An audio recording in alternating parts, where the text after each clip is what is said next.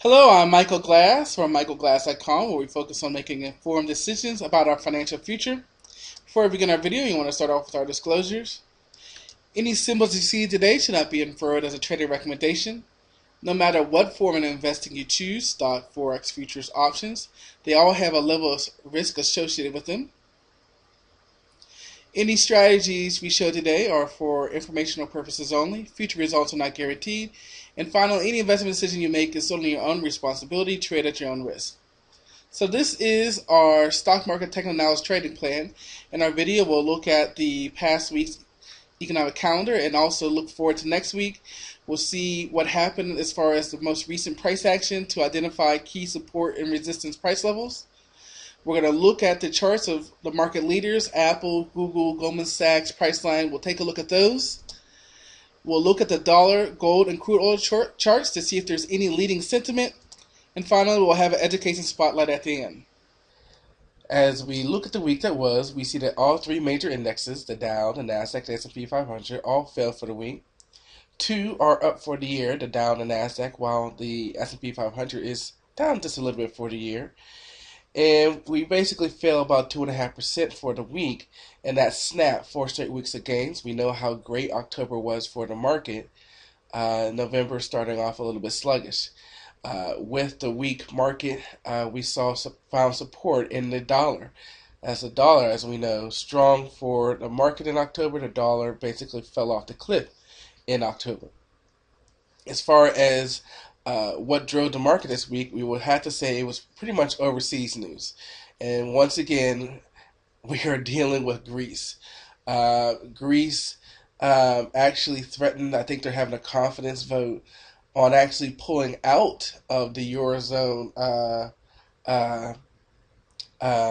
bailout plan for them. They talked about bailing out of the bailout, and that sank the market for a couple of days. And then, I guess there was some reassurance. We also had the G20 with still no real firm plan on how they're going to protect Greece. And if Greece fails, that's going to fail the euro. That's going to fail the dollar. So there's definitely a worldwide impact of what's going on here in Greece. We really didn't have any corporate news that affected the market this week, and we had some really uninspiring economic data. Employment situation wasn't inspiring, although we did have 9% versus 9.1% unemployment, but we only saw 80,000 when consensus was 100,000 jobs. FOMC kept their rates at 0 to 0.25. They cut their forecast for 2011, and they've cut their forecast below 3% for 2012. So really uninspiring on the economic front. Going into next week, we really don't have any earnings that's going to really impact the market. And not a lot on the economic calendar. Maybe consumer sentiment on Friday. Maybe Bernanke says something on Wednesday, or the Bank of England announcement on Thursday might have something. But overall, it's a light week for news, and we're getting ready to get into the period of time where many people are taking the money out, especially once we get closer to Thanksgiving and begin their holidays for the year. So we'll see how much volume is going to continue to stay in the market here over the next couple of weeks. Let's pull up the charts and take a look. Okay, we are starting off by looking at the S&P 500 daily chart. And where we left off last week was basically right here. We hit a potential resistance point of 1300, and we put in a doji. And so we talked about, will this 200 moving average act as support, or will we break a little bit higher? And as we can see, we did put in our inside bar. The great trade for those who want to know how we trade our inside bars is simply looking for our inside bar and marking a high and a low. And so you would have an entry below that, and then there you go. Here you got another inside bar, mark a high and a low, and then there you go. But regardless of that, what we're starting to see, though, is the market is putting in a new range of 1,300 down, right on down to about 1,200. So what's good is that our 50 moving average, 20 moving average held up as support as they cross back up, but they're not above the 200 yet. But at least the 20 is back above the 50, and we'll see what happens from here. Looks like the market is range bound a little bit, and one of the things we talked about when we got all the way up here last week, and we're going to reiterate, is what's going to be the catalyst to move us higher. Sure, we may have the quote-unquote Santa Claus run, and we may have already seen it. But what's going to be the catalyst to kick us into our new range, or are we going to move sideways? As we enter the holidays and some of the big traders start taking their money out, it's going to be interesting to see. Now, on a daily, we're pretty much overbought. Still a little bit here on MACD, kind of hooking down. RSI's hooking down. Stochastic's hooking down. So that's saying maybe we have some more room to come back down here and test the 1200. As we zoom out to our weekly time frame to get a larger view of what's going on, they're showing us weekly is showing that we have more room to go higher. And we can see once again, just made it a little bit bigger for us here, and what we see here is our October move higher, and then we have our November candle here. So on a weekly, we can see our downtrend line that we're still watching right here. That's going to come in here again at 1300, which matches what we're watching here with our candles here on a weekly. So we're going to watch this range and see. Well, let's take this last week here in November, 1220 up to 1300, and see when we break that. Now we did. This is not an inside bar because we made a low outside of this, so we can't necessarily trade this as an inside bar, but it's close. So we definitely want to watch 1300, and we definitely want to watch moves below 1220 to see if we get out of this range. And if we get below 1220, well, obviously 1200 is going to be in range, and possibly back down here to the 200. Look. We'll go out one more time. Our weekly, again, showing that there's more room to go higher, so we don't have dual time frame agreement yet. And on our monthly time frame, we can see here's that down move. Here's our beautiful October, taking out this down candle here, which is September, which would lead us to a move higher. But you would say our monthly is in agreement with our daily, where we're coming out of overbought heading lower. So we got agreement somewhat with the daily and the monthly, with the weekly still trying to be a little bullish.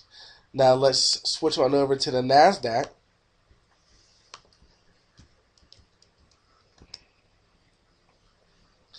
And we'll see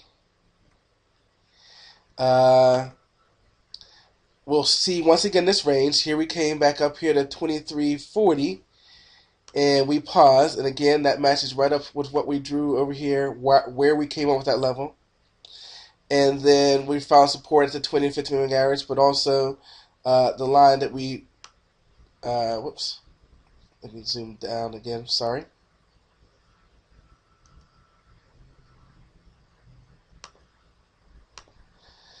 Had to shrink that down for you. What I was trying to get to show you is where we came in with this 2600 level, looking at all the way back in June. Now let me blow that back up again. So there's where these lines came from. And now we see, once again, just like the S&P 500, we came up, tested the top of it, and the bottom of it came in as support. Our daily indicator is showing the same. We're coming out of overbought, heading back down. So showing a pullback is necessary. But again, we see the range that we're watching on the NASDAQ 26 up to 2740-ish. As we go out to the weekly, we can see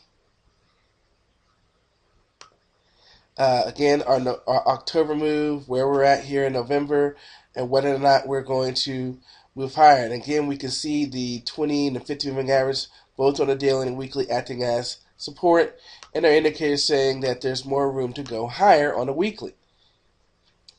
One more time out to the monthly. And we can see our move down. September candle broke on October, which would be bullish, but we need a little more confirmation. Again, that's getting above 2740-ish, 2750-ish.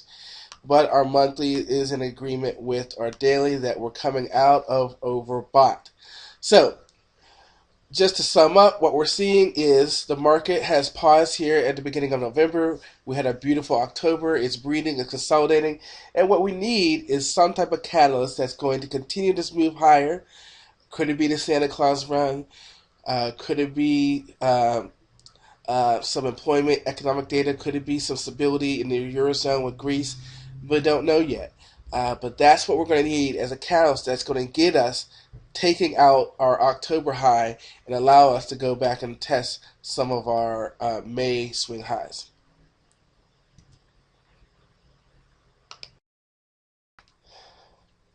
Okay, as we move to our industry leaders, we are going to start off here with Apple.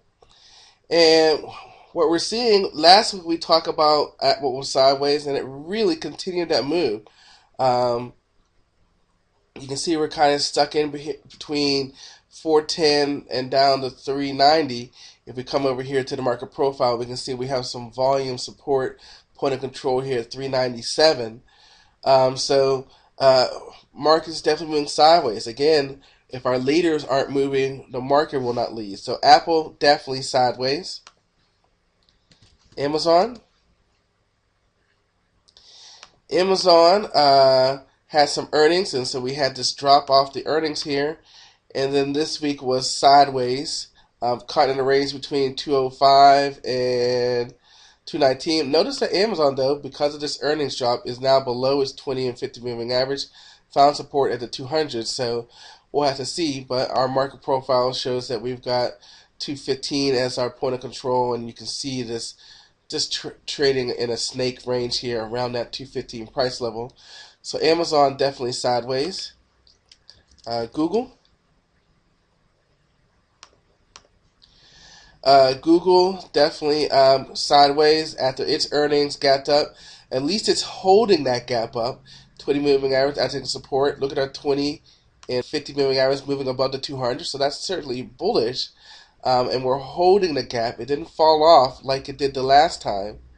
But definitely Google is sideways. Market profile, we got a point control here at 596. If we get below 592, there is some room to fall there. Goldman Sachs. Goldman Sachs finally had a little swing to the upside here. You see the downtrend, but it finally made a move up, broke the 50 moving average, hit a resistance point, and fell down. It didn't go sideways, it fell back. Obviously, we could make a good argument that it broke its uptrend line here, so we're going to have to see. And of course, we're way below the 200 moving average here. On our market profile, we can see 105 point of control, just kind of snaking around that. We'll be interested to see if the 20 and 50 here can hold up. But if Goldman Sachs starts tanking, the market may tank with it. Financials lead the market. The ultimate example of tankitude is Netflix. Keep in mind, as early as July, $300, and now here we are at $90. Another earnings announcement here fell down. At least it's holding here with a little up move, but interesting to see what happens here as we get to the 20 moving average. Point of control here still at $83. We would have to get it below 86 to run down there and test 83. There still is a little volume here, especially up here at 88. But sideways is the best we can give it. So right now we have nothing but sideways charts. Maybe Goldman Sachs down. Our last one here is going to be Priceline. And Priceline definitely sideways, trying to stay above the 20 to 50 to 200 moving average. We do have a point of control here at 510. Another nice volume peak here at 505 and 495. But you can see, again, with all this choppiness here, so we have all of our leaders sideways, no trend, and thus the market didn't trend. And so, again, what's going to be our catalyst to get us either to move higher, or are we going to go down and test some of the August lows?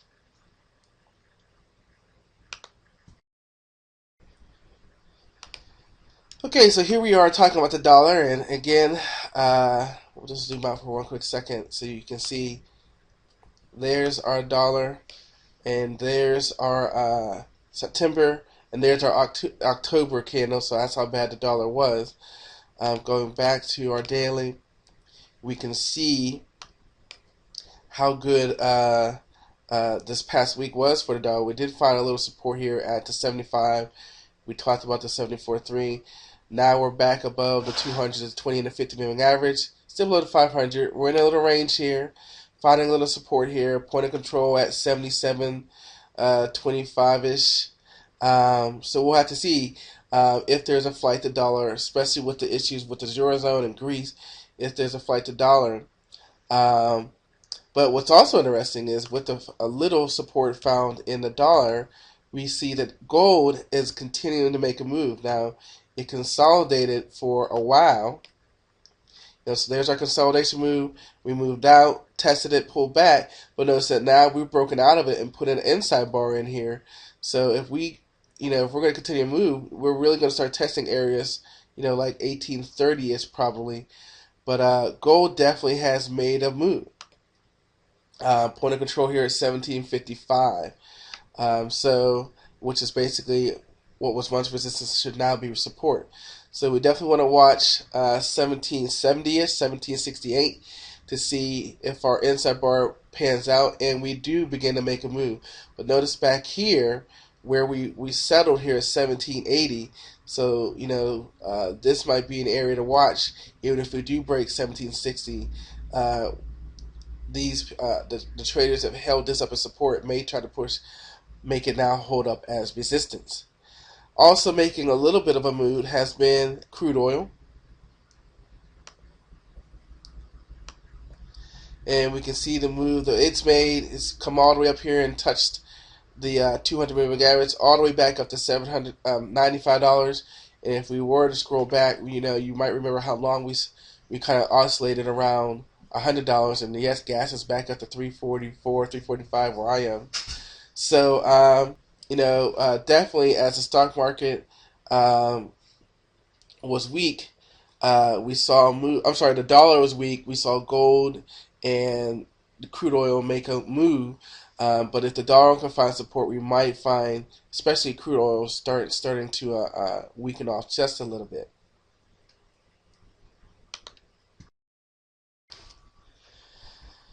As we move on to our education spotlight, last week we spent a lot of time talking about the trading process, and a part of that process is having a filter. And basically, a filter is a process many traders use technical indicators used to help select potential trades out of 1,000 possibilities. And this is really when we're talking about, our stock traders or even our forex traders, as you have to filter out which pairs you're going to look at. And so what this filter does is level the playing field and allows you just to focus on high probability trading setups. Again, many people use technical indicators. I personally prefer to use chart patterns. And, again, as we talked about last week, framing the market by looking at support and resistance, identifying the trend and finding those trades that are finding dual time frame agreement. You have to determine what filter works best for you. So that you can not spend all day watching 100 stocks or 20 pairs, but you can focus on the pairs or the stocks of the day. A very old school way of looking at it is for each night, as a part of your aftermarket routine, you find 10 stocks if the stock market is up, 10 stocks if the stock market is down, or 5 pairs if the market is up, 5 pairs if the market is down. And then when you go to your pre-market routine the next day and you look at what the futures are saying, what the market is saying, you can focus on those pairs or those stocks that are working with the trend of the market. As you know, you can find us on Facebook, YouTube, and Twitter. We have a page on Facebook, Are You Financially Literate?, where we focus on personal finance and help you make informed decisions about your financial future. We have our free 5-part video course where we focus on helping you frame that market and helping you come up with a filter and come up with a way to narrow down the market to high probability trades. We hope that gives you a gauge of who we are as coaches and how we can help you one-on-one develop that personalized trading plan, develop a filter that works for you, help you develop a trader's mindset so that you can follow that system. In addition, we have our video course. Notice that it's only $99. It's three portions: an introduction to trading, your trading plan components, and then the trading setups. And again, the reason we're not charging $2,000, $3,000, $4,000 like other people, it has all the same information. But we believe the true distinction, the true way to transform your trading results is through coaching. And so we want to give you the information and then give you the coaching you need to implement the system and the setups that best match who you are as a trader. If you're trading futures, we've got a great futures worker for you, 20 free trades, and they have margins as low as $300. And of course, if you have a charting package, works both on PCs and Macs, help you find those scans to find those biggest moving stocks, help you find the 10 up or the 10 down. We have that for you too. In the end, it doesn't make a difference about your system, your indicator, if you're unable to pull the trigger. You have to have the trader's mindset. You have to be able to backtest, but more importantly, once you have a system, you have to be able to pull the trigger, and you get that through discipline, and more importantly, by developing a trader's mindset that understands how to filter, find high probability trades, and then properly implement them using proper money management strategies. Thanks, guys, and I'll see you next time.